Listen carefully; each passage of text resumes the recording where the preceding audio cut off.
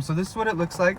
What's cool about this is it actually has attachments so that you could put it on your mirror, so that it's kind of out of the way, and you could also remove it pretty easy because it just stretches and connects on the back. And then that is also where the camera is, and what's cool is you could actually move the camera to wherever you want, and you could angle it however you want, which is really nice. So it's not kind of set in one place. You could put it and adjust it however you need to. So it has some buttons right here. You have the aux, you have the Type-C where it goes in, and then you have AV in, and you also have an SD card, which is where it's going to store the video. And then the power button is also on the bottom right here. So the way that it turns on is you have the car charger.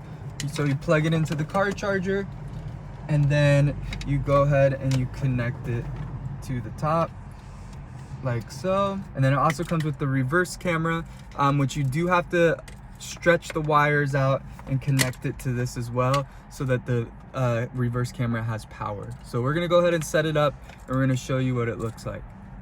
All right, so guys, what's really cool about this is we got it hooked up. First of all, you just plug it in and it turns on. What's really cool is you can hook it up to Apple CarPlay. So this gives you access to have maps on here, your music, phone calls, everything that you get with Apple CarPlay, you can get with this, which is really, really nice. So we have it set up, and then if we go to the home button right here, and go ahead and click home, you can switch between different things. It connects to Android, it connects to Apple.